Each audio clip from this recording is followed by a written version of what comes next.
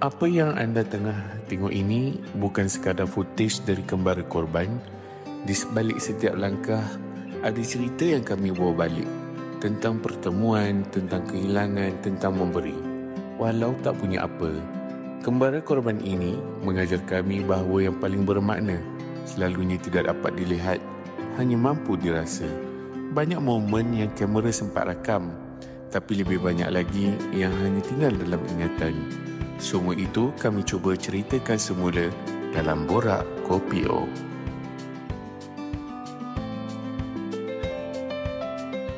Bismillahirrahmanirrahim. Assalamualaikum warahmatullahi wabarakatuh. Selamat datang ke Borak Kopi O, kopi pekat borak padat.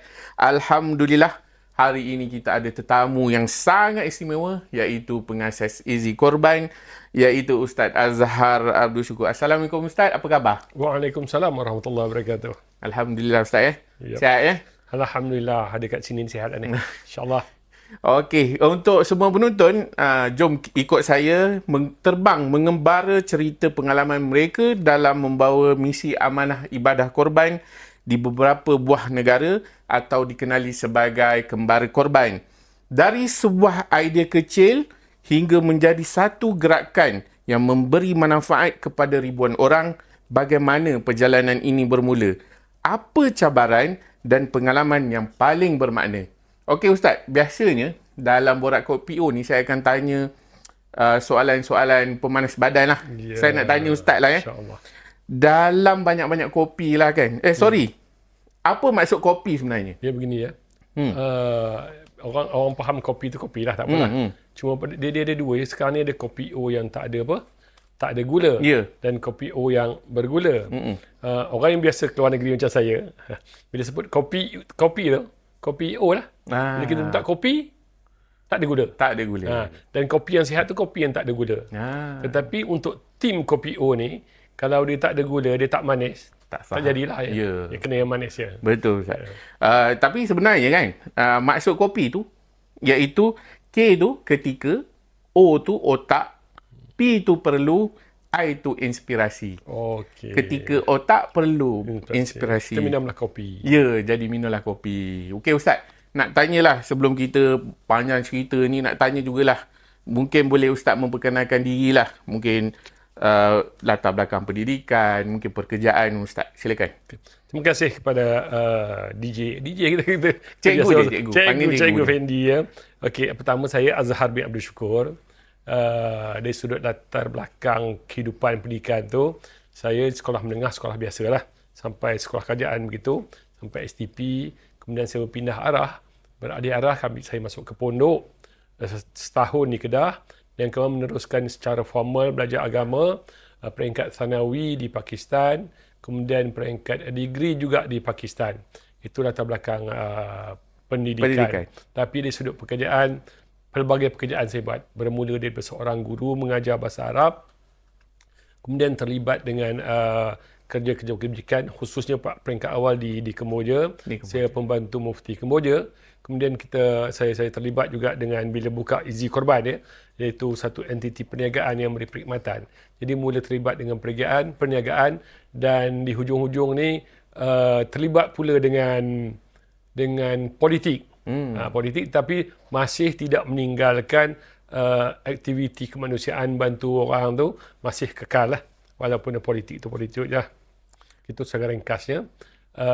Sekarang dah ada 4 orang cucu lah. Wah, Alhamdulillah. Bermula daripada umur janggut hitam sampai janggut putih. Daripada anak 3 sehingga ke cucu yang keempat dah. Itu lama tu. Lama Ya. Kalau Ustaz janggut putih, saya ni pun dah janggut putih, baru anak 3. Okey Ustaz, kita pergi teruslah kepada soalan yang pertama lah. Kalau kita imbas kembali lah hari pertama kan, idea Ustaz muncul. Apa sebenarnya yang bermain dalam fikiran Ustaz?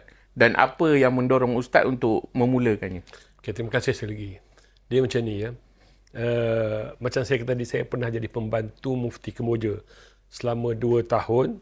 Tahun 2003, 2004. Tahun ni masa tu Kemboja baru nak aman, baru nak membangun, kemiskinan yang masih merata lagi. Bila saya habis di hujung tu, tahun 2004, bila saya nak balik ke Malaysia, Mufti Kemboja pesan ke saya, Azhar, awak boleh cerita tentang Kemboja, orang boleh dengar. Tetapi orang takkan dapat rasa, takkan dapat tahu, melainkan mereka datang ke Kemboja. Jadi, bawalah sebanyak mana mungkin orang luar datang ke Kemboja dan melihat. Kerana selepas itu awak tak payah cerita dah, dia kata. Orang tu sedia akan bercerita. Jadi, bagaimana saya nak bawa dia orang?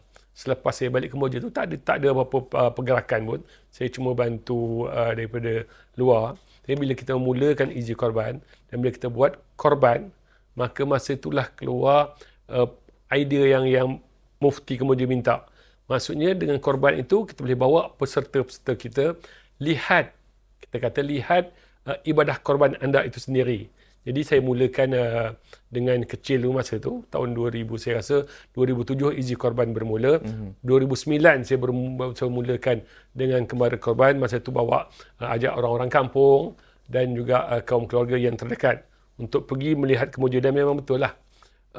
Lepas tu dia orang balik, saya tak payah cerita dah. Walaupun dia orang buat tu untuk melihat ibadah korban tu di Kemboja, Kembara Korban di Kemboja, tetapi dia bawa banyak cerita. Itu lahir kita kata tujuan nak buat Kembara Korban tu dahulu. Baik, okey.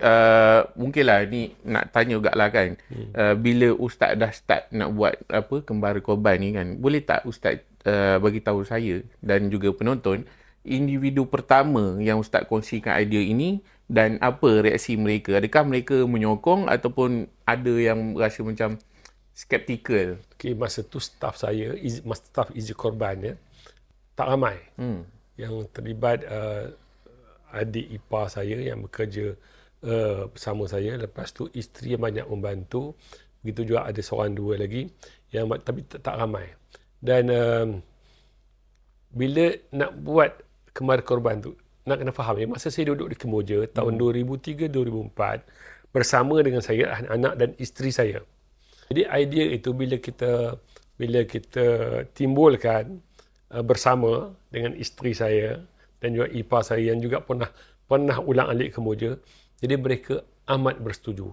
Kerana ini satu-satunya cara yang kita boleh meluaskan lagi cerita kita pada masyarakat tentang suasana pertama sekali korban itu, Kembara Korban, dapat melihat dengan sendirinya ibadah korban, bagaimana sambutan korban raya haji di negara orang. Okay? Kita biasanya jarang kita sambut raya di luar negeri. Tetapi untuk raya korban, kita galakkan pergi ke luar negeri, buat ibadah korban di samping merasai suasana di luar. Jadi bila beritahu idea tu pada isteri, memang dia bersetuju sangatlah.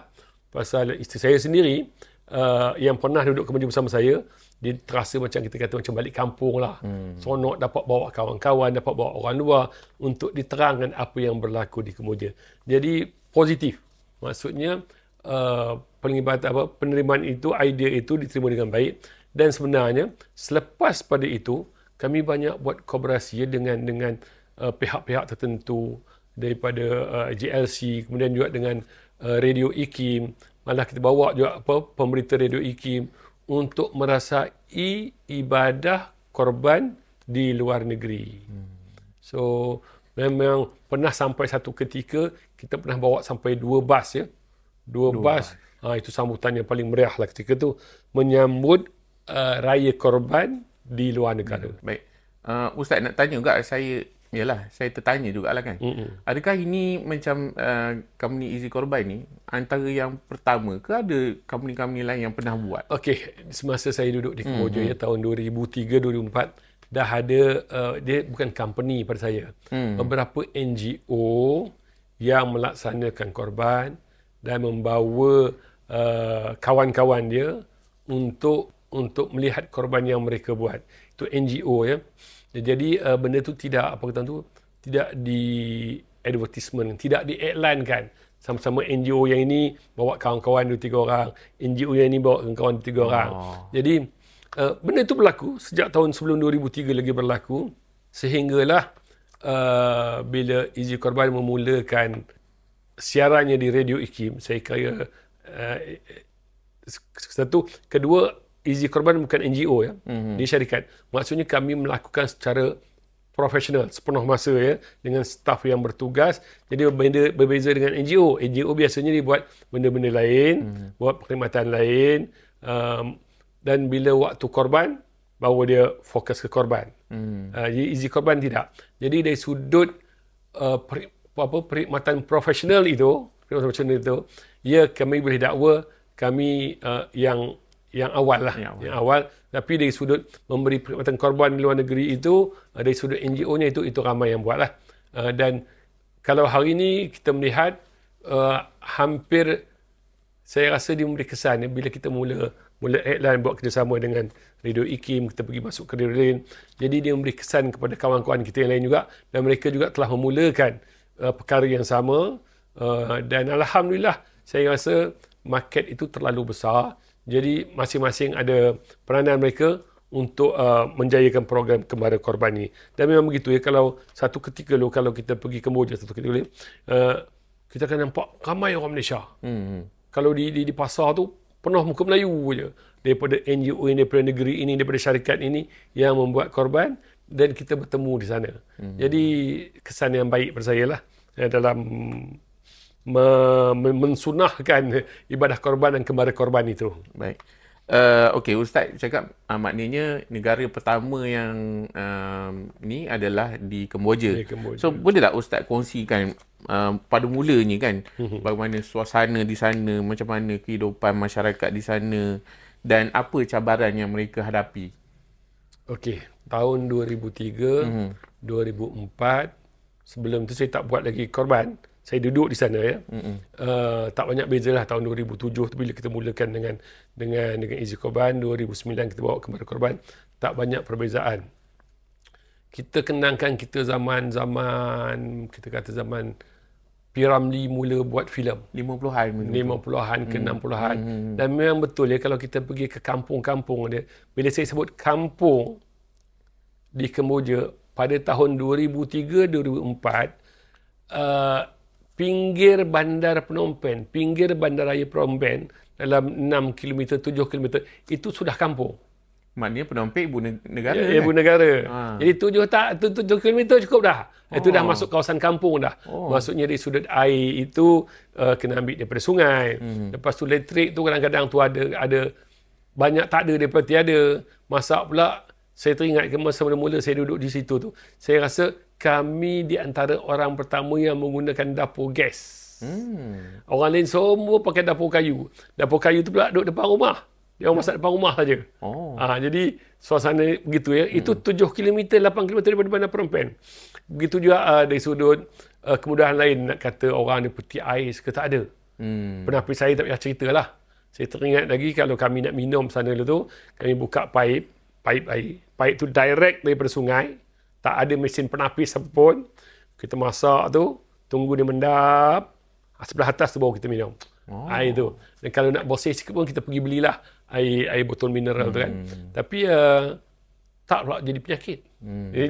Dia jadi sihat dia. Pertama pasal kita tak makan benda-benda yang mengarut, saya rasa.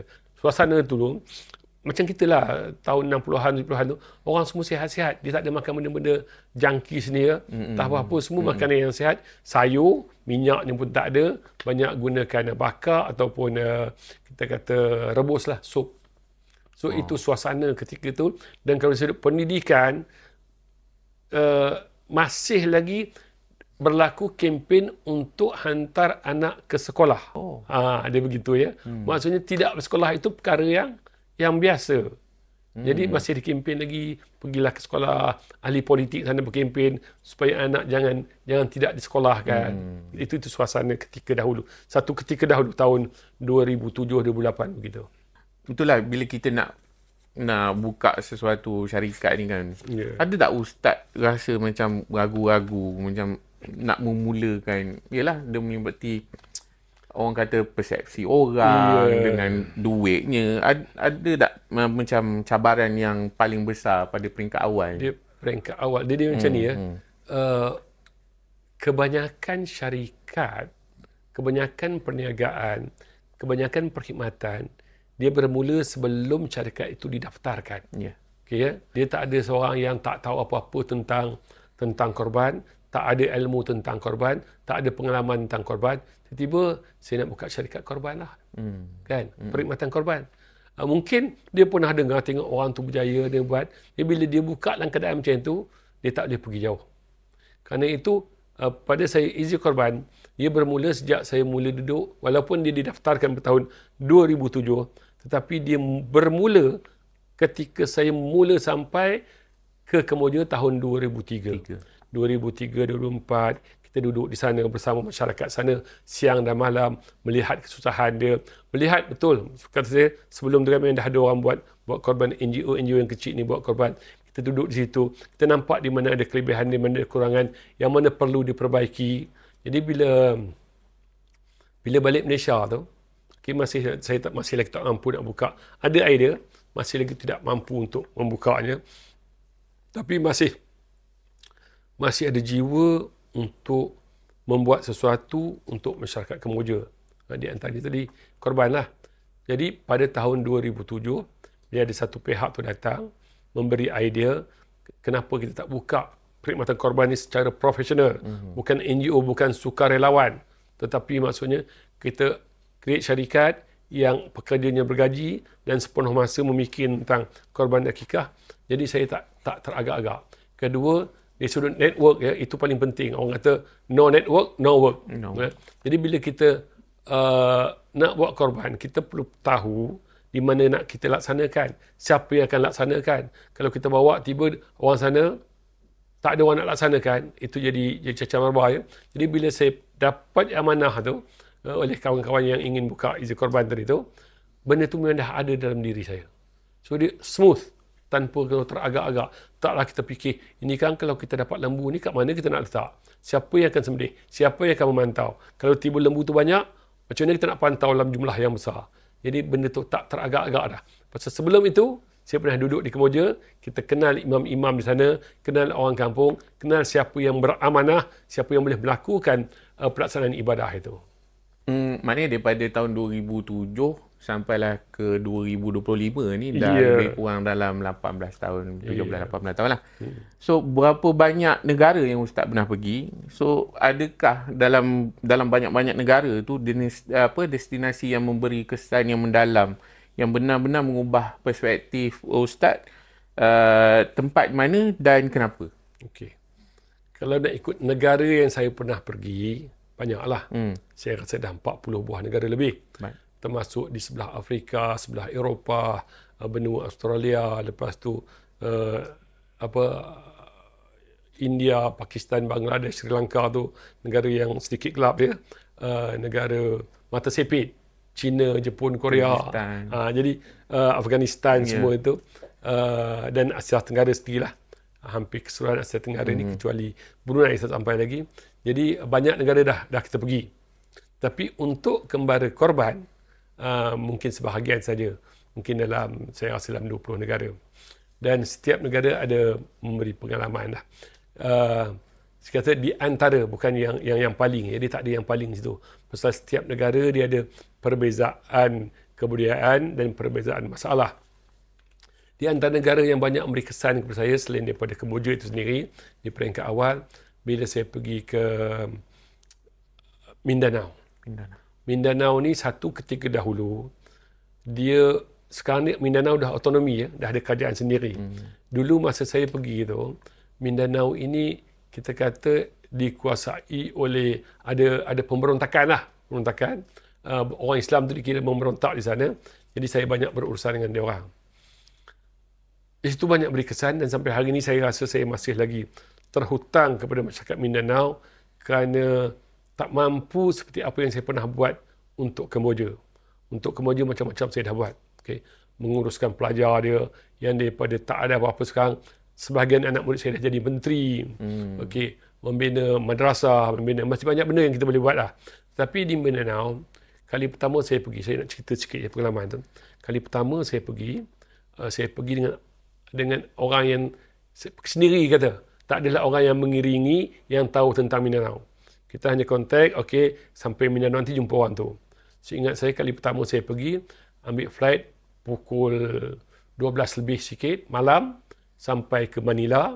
Dari Manila itu masih malam lagi, nak tunggu ke pagi, flight pagi, kami tidur kat lantai saja. Dan masa tu bulan puasa, bulan Ramadan. So, kita bersahur dekat airport Manila tu, carilah kedai-kedai yang halal kat airport tu. Kopi roti, tak silap saya ada satu kedai tu. Sampai hari ni, kedai kopi roti tu masih ada di airport Manila. Kemudian dalam pukul 8 pagi tu, dah dekat tengah hari sikit lah, ambil pula flight lain, pergi ke selatan Mindanao, ke sebuah bandar panggil Zamboanga. Daripada Zamboanga pula, kami naik feri. Lepas tu daripada situ, masuk kampung dengan orang yang kami tak kenali. Maknanya Ustaz dan tim, maknanya main redah je? Iya, 3 orang adalah orang tunggu. Orang tu pesan siap dah. Sampai airport Zamboanga, jangan cakap bahasa Melayu. Diam katanya. Kami nampak Ustaz nanti, kami akan ambil. Jadi itu seronok tu peristiwa tu ya, kalau kenal kembali. Tapi tak nak terjadi lagi dah. Lepas tu naik feri. Daripada feri itu kami naik kereta macam 4W lah, 4x4. Dan jalan yang kami pergi tu memang dia off-road lah. Off-road. Dan saya perasan ada orang yang sentiasa mengikuti kami. Ada motor yang sentiasa ikut kami. Sampai sudah dekat maghrib dah. Dekat buka puasa. Maksudnya sepanjang hari perjalanan itu berpuasa sampai dekat maghrib. Dan kita tak kenal orang ya. Tak kenal sesiapa. Tak apalah. Sambut, masa itulah berkenalan. Dekat maghrib, rumah tu, perkampungan itu tak ada elektrik. Tak ada elektrik. Dan airnya pun perigi. Air perigi ya. Wah, itu seronok tu suasana itu. Kemudian kami pun makan dan saya boleh berbahasa Arab ya. Jadi perhubungan saya dengan masyarakat di situ, ada seorang yang boleh cakap Melayu, 2 orang. Tetapi saya banyak guna bahasa Arab. Kerana kawan yang mengurus kami itu boleh berbahasa Arab. Dia banyak bahasa Arab. Lepas maghrib, okey, kita buka puasa. Dan kena faham lah ya. Dia menyediakan makanan yang special untuk kita. Makanan yang paling sedap untuk kita. Pada dia orang lah. Pada kita. Itu tak apalah tu. Lepas maghrib, dekat-dekat azan isyak, orang kampung tu semua tak ada, bayang, tak ada elektrik ya. Orang kampung keluar daripada rumah, pergi ke masjid. Masjid yang tak ada elektrik, adalah lampu pelita begitu. Kawan kami tu, Ustaz, kita pergi ke tempat lain. Kelab. Saya biasa bawa lampu suluh. Tak terfikir pula, hari itu tak bawa lampu suluh. Ya, kami sehari suntuk perjalanan. Penat. Jadi kata kami, tak apalah. Saya ikut dia. Mata saya rabun ya. Tak silap saya, masa tu saya masih pakai kacamata lagi. Dia bawa tu masuk hutan. Malam, tak ada lampu, masuk hutan. Jalan kaki ke? Jalan kaki lah. Jalan kaki? Ya, naik bukit. Tutak. Mana pula saya nak dibawa ni? Rupanya sampai ke satu atas bukit tu, ada kem dia orang. Saya berani cerita hari ni, pasal satu ketika dah, sekarang ni dia orang dah otonomi. Dia orang dah jadi kerajaan. Tak ada masalah. Kalau dulu saya tak berani cerita. Sampai ke atas tu, ya Allah Tuhanku. Kem tentera, kem pemberontak dengan segala meriam, senapang, segala senjata dia. Di situlah saya tidur malam pertama di Mindanao. Lepas tu tak ada mandi dah. Tak ada mandi. Daripada Malaysia tu sampai ke tengah malam tu tak ada mandi, tidur situ. Lepas tu sahur, dia orang masak makan apa dia orang, kita ikut je. Lepas tu dah cerah, baru turun balik. Turun balik pagi itulah baru mandi. Baru mandi, merasa air sejuk apa tak apa. Lepas tu kita mulakan program. Di sini saya terasa ya. Petang tu kita panggil anak-anak kampung situ untuk buat program dan kita bagi derma. Kita jemput anak-anak mari ambil duit. Berbeza dengan negara-negara lain, kalau di Kemboja, bila kita sebut, ini ada orang sedekah. Dia punya beratur tu, beratur. Dia orang dah biasa dah. Ada yang datang berebut. Tetapi di sana, anak-anak di sana, dia pandang lagi jauh. Kita tunjuk duit, ni duit kawan. Dia pandang lagi jauh. Ni duit negara sana. Duit negara sana lah. Kita dah tukar siap. Nak bagi dia orang. Budak-budak tak datang. Heran saya. Lepas tu baru kita tahu bahawa selama ini, dia orang tidak terdedah kepada dunia luar. Oh, okey. Okey, berbeza dengan Kemboja. Tak bagi pun dia pandai minta. Ini kita bagi, dia tak minta. Masa itu baru saya sedar saya perlu buat sesuatu, kena buat program uh, misi kemanusiaan atau misi apa dipanggil yang mendedahkan anak-anak di situ kepada dunia luar supaya dia orang boleh berinteraksi. Jadi itu di antara banyak lagi lah di tempat-tempat lain. Tapi saya rasa minat Filipina itu sebelah negara kita. Muka-muka Melayu. Tetapi mereka jadi ada satu gap dengan orang luar kerana orang luar pun tak pernah datang situ. Ustaz, saya nak tanyalah kan. Ada tak satu momen yang Ustaz rasa macam semua yang saya buat ni pengorbanan ini sangat berbaloi, ada tak? Dia sejak awal ya. Bila saya duduk di Kemboja, saya kata saya ulang pasal ini negara asal kan. Bila saya memberi perkhidmatan di situ. Bila kita sekarang setelah hampir 18 tahun kita buat kerja ini. Dengan hasil yang kita lihat. Macam saya kata, kalau di Kemboja itu sekarang ni anak-anak murid saya pernah ajar dahulu, sekarang dah jadi menteri. Dan dia orang pula sambung kerja saya menguruskan anak-anak dia orang untuk sambung belajar. Tak kira dalam negara atau luar negara dia orang tu, tetapi benda itu berlaku berterusan. Jadi kembara korban, kita balik tadi ya, kita bawa orang untuk memperkenalkan rakyat Malaysia khususnya, untuk memperkenalkan rakyat Malaysia apa yang berlaku di negara luar. Hari ini hasil daripada kita bawa itu, ramai peserta-peserta kita kembara korban, dia orang ada connection lah. Hubungan dengan negara yang dia pernah pergi. Dia orang pula membuat derma, bagi derma menanggung pelajar, menanggung masyarakat situ. Jadi memang terasa puaslah. Kita mungkin memulakan satu langkah, tetapi lepas langkah itu disambung oleh orang-orang yang kita pernah bawa. Jadi memang terasa berbaloi, dan walaupun sekarang ni masih rasa penat, tetapi bertuah ya, saya rasa Cikgu Fendi sendiri dan kawan-kawan di Izzi Korban hari ini mereka pula menyambung kerja-kerja yang kita lakukan. Hari ini kita dah 18 tahun je. Sekadar memantau saja. Tapi Alhamdulillah, apa yang kita mulakan sekarang ni diteruskan oleh rakan staf di Izzi Korban, di Yayasan dan juga di Izzi Korban lah. Khususnya Izzi Kembara ya. Izzi Kembara. Itulah 18 tahun ni dah macam orang habis PM lah Ustaz. Ya.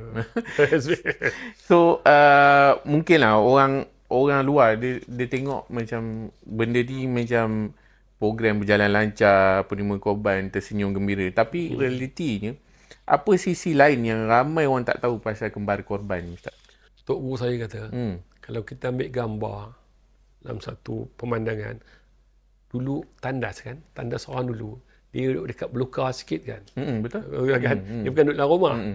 Kalau kita ambil gambar tu dulu sekarang, dia tunjuk sekarang, orang nampak cantiknya. Gambar ni bohong je kita nampak cantik. Jadi, begitulah bila orang lihat kerja kita ni macam seronok, mudah tapi amat memenatkan.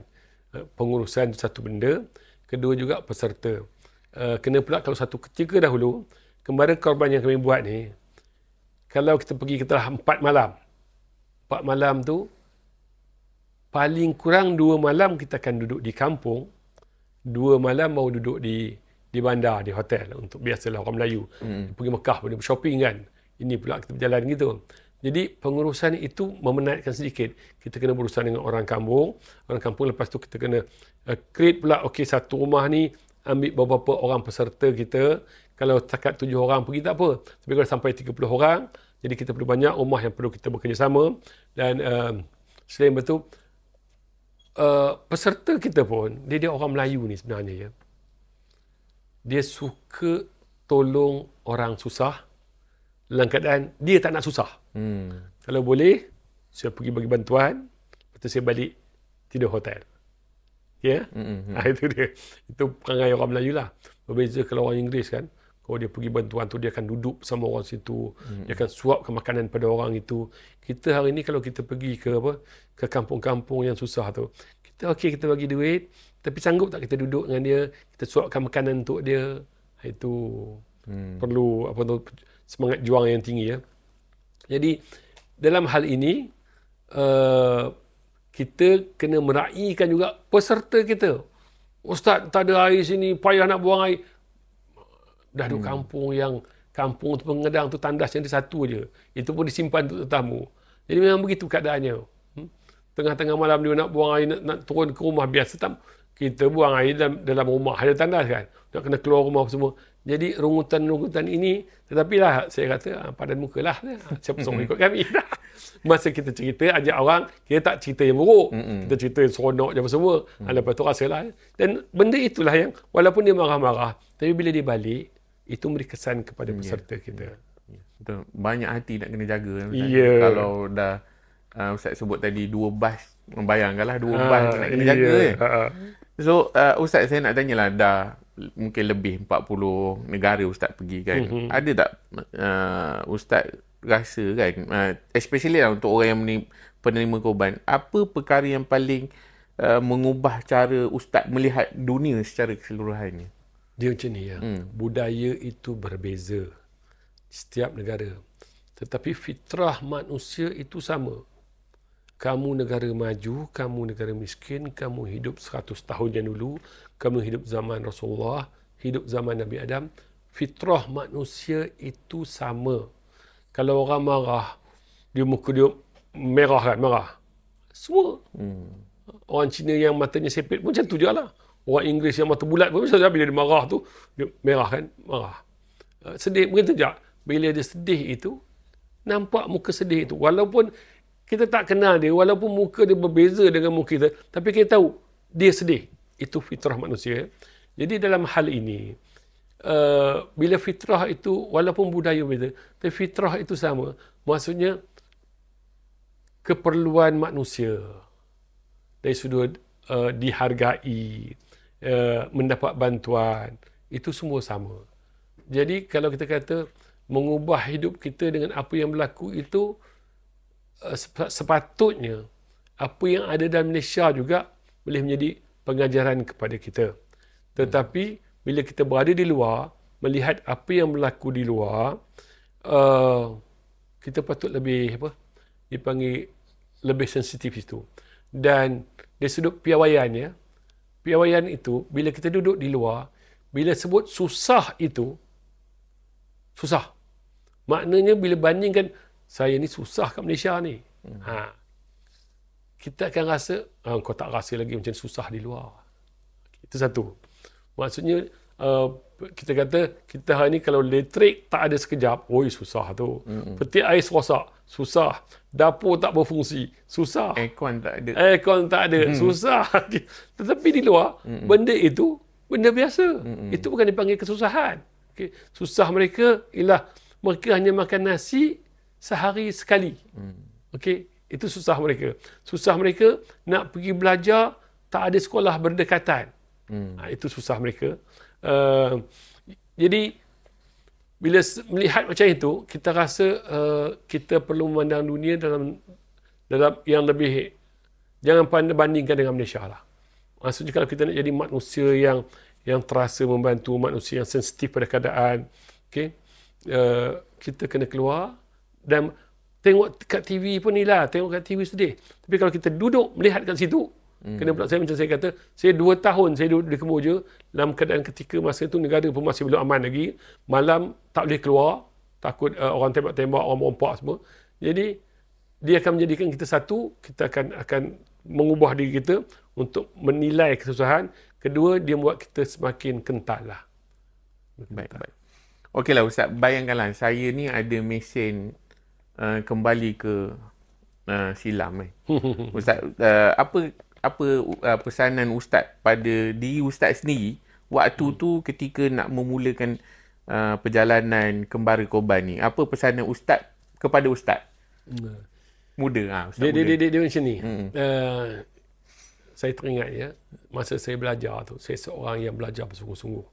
Dan saya selalu letakkan diri saya tak mau menyesal dan kembali balik ke sini bila saya berada di masa akan datang.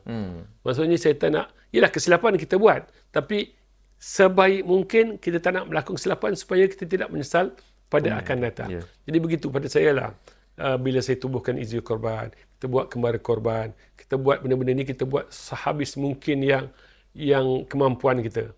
Maknanya kalau hari ni saya nak patah balik ke zaman saya mula-mula buat dengan kemudahan yang sememangnya macam tu jugalah, jadi tak ada apa saya nak ubah. Kita puas hati dengan apa yang kita buat dan Sekarang ni cumanya dengan kemudahan yang ada, kita perlu perbaiki. Tambahkan. Dia macam ni ya. Saya terbaca satu pandangan tadi. Mesir ya. Mesir itu ada piramid ya. Piramid ini adalah satu teknologi kejuruteraan yang hebat. Satu ketika dahulu. Sayangnya, rakyat di sana itu tidak meneruskan kejuruteraan itu. Maka berlakulah dia jadi satu monumen yang hanya boleh dibanggakan tapi tidak boleh dimajukan lagi. Sepatutnya pada kita, benda yang dah ada, kedudukan tinggi, rakyat di situ perlu menambah baiki supaya dia macam ni lah. Perniagaan ni, kalau kita tidak menambah baiki, dia akan jadi macam piramid tadi lah. Oh, saya pernah buat ni apa semua. Tapi dia tak ke mana. Hanya dia satu sejarah. Jadi, kerana itu, kita dalam kerja-kerja kita perlu sentiasa menambah baiki supaya kita tak jadi sejarah begitu saja. Menarik itu Ustaz. Okey, kalau ada satu perkara lah yang Ustaz harap orang dekat luar sana faham tentang ibadah korban tu, apakah dia? Okey, dia kena ada dua sensitivity. Pertama, manusia ni kalau dia buat sesuatu dengan dia rasa tak dapat dilihat manfaatnya, dia jarang nak buat. Korban ini dari satu sedia itu ibadah. Memang sepatutnya dia buat korban itu dengan meyakini bahawa manfaat itu, ganjaran itu kembali kepada dia. Itu satu. Okey. Tetapi benda itu ialah kita manusia, hati kita betul. Hanya orang-orang yang imannya tinggi, dia kata yang akan buat sungguh-sungguh korban ni satu pengorbanan yang macam Nabi Ibrahim sembelih anak dia. Tak apa dah tu. Tapi dalam masa yang sama, dia juga perlu melihat manfaat yang dibuat korban. Apa yang terhasil daripada korban itu. Yang dilihat daripada, kita kata, mata kepala dia sendiri. Jadi untuk hati dia. Jadi kerana itu, kita juga kena terangkan manfaat korban itu. Orang yang buat itu juga kena faham, pahala ini untuk aku. Aku tak boleh kongsi dengan orang, pahala untuk aku. Tetapi manfaatnya, kita boleh kongsi pada orang lain. Daging ini boleh dimakan oleh orang-orang yang berkeperluan. Yang memang kalau kita bagi dia terlalu menghargai kita. Jadi kerana itu pesan saya, orang yang buat korban ini, dua-dua benda itu dia ada. Pertama, dia kena fikir itu satu ibadat untuk diri dia. Hatta kalau tak ada orang yang lain dapat manfaat pun, dia kena buat juga korban kerana itu manfaat untuk diri dia. Pahala untuk dia. Tapi dalam masa sama, dia juga kena fikir, Alhamdulillah, korban ini bukan aku seorang saja manfaat, tapi dari sudut dipanggil apa? Zahirnya dapat diminta oleh saudara-saudaraku di luar sana. Baik. Jadi itu yang perlu ditanam pada saya lah, pada peserta-peserta korban kita. Baiklah, mungkinlah dalam sepanjang 18 tahun ni kan, adakah masih ada satu impian besar yang belum tercapai? Alhamdulillah. Manusia bermimpi ya. Terus bermimpi. Tak apa. Hari ini bila saya lihat kembara korban, kita balik bercerita kembara korban. Orang buat korban, macam saya kata, peringkat kami mula-mula dulu buat. Bila kita buat kembara korban itu, kita bawa peserta kita duduk bersama dengan masyarakat di situ. Pergi ke kampung, pergi ke situ. Bukan datang pergi ke sebuah negara, dia duduk hotel, pagi-pagi tu dia pergi ke kampung, buat korban, lepas tu dia balik. Tak ada feel kat situ. Mungkin dia tengok, tapi bila dia tak rasa, dia tak tidur, dia tak hidup, ambil wuduk kat perigi, dia takkan rasa kat situ je. Bila dia balik hotel, dia akan ambil wuduk dia dekat hotel dia lah. Dia tak bersembayang isyak subuh bersama masyarakat kampung. Jadi benda itu perlu dihidupkan kembali. Dan kalau benda lah yang hari ini saya masih tak tercapai, adalah janji saya kepada masyarakat Islam Mindanao. Saya cukup susah ya. Saya nak ajak kawan-kawan, jom kita pergi Mindanao. Kita tidur dengan orang Mindanao. Dia orang takut. Oh, bahaya sana, ada Abu Sayyaf, pada apa semua. Sekarang ni dah aman dah. Boleh pergi. Dan kalau sekarang kamu tak pergi, sebenarnya, kalau tempat saya kali pertama saya pergi, di Mindanao dulu, yang saya kata elektrik dan apa semua, hari ni, kalau saya pergi, jalan tar dah elok dah hapus elektrik. Maksudnya, setelah 10 tahun gitu, suasana dah berubah. Hari ni, kalau kita tak pergi, 10 tahun akan datang, kita tak tahu dah apa yang berlaku pada hari ni. Jadi kita takkan rasa macam mana mereka pernah melalui satu keadaan yang memang perlukan kepada bantuan. Bila kita pergi nanti semua dah senang. Jadi rugi tak dapat beras itu. Asal kejadian di situ. Baik, ini soalan yang terakhir lah, Ustaz. Mungkin Ustaz boleh bagi rumusan juga. Jika pendengar podcast ni rasa terinspirasi dengan ambil langkah pertama untuk turut serta dalam usaha ni, apakah satu langkah kecil yang mereka boleh lakukan sekarang? Sekarang, kembara korban itu perlu kepada penyertaan korban. Okey, boleh hubungi kami, izin korban apa semua. Buat penyertaan korban itu dahulu. Kita nak faham ya, korban itu betul dilaksanakan masa waktu korban. Tapi penyertaan itu dah boleh berlaku sekarang. Dengan kita kata, kalau korban itu dengan izin korban dalam RM300 begitu satu bahagiannya. Mulakan yang itu dulu. Kalau dia sekarang buat sekarang, maksudnya kita ada satu ikatan. Okey, aku dah mula korban ni, dah penyertaan. InsyaAllah kalau duit nanti, kita akan tambah. Dan kalau ada kemampuan, ada peluang, kita nak pergi bersama kembara korban. Kita hidup di Malaysia ni berapa puluh tahun dah. Raya puasa tak apalah, tak keluar Malaysia. Raya haji pun takkan takut nak keluar Malaysia. Keluar walaupun sekali. Mulakan sekali. InsyaAllah lepas tu, dia akan beri kesan yang baik kepada kita dan juga kepada masyarakat kita. Baik. Terima kasih Ustaz. Terima kasih kepada juga para penonton yang sudi mendengar podcast kita. So, apa perancangan korban tahun ini? Kongsikan bersama di media sosial Borak Kopi O, Kopi Pekat Borak Padat. Terima kasih sekali lagi saya ucapkan kepada Ustaz dan kepada penonton yang belum subscribe, boleh klik button subscribe, like dan share podcast ini. Mudah-mudahan kita terus sebarkan kebaikan. Sebelum itu Ustaz, saya nak akhiri dengan kata-kata, aroma kopi yang harum menarik orang untuk menikmatinya. Begitu juga dengan aura positif dalam diri kita. Semakin positif diri kita, semakin banyak orang ingin dekati kita. Macam saya dengan Ustaz lah. Saya sentiasa mendekati Ustaz. InsyaAllah. Sampai jumpa lagi di episod yang akan datang. Assalamualaikum. Selamat menikmati kopi korang. Terima kasih. Jumpa lagi. Bye-bye.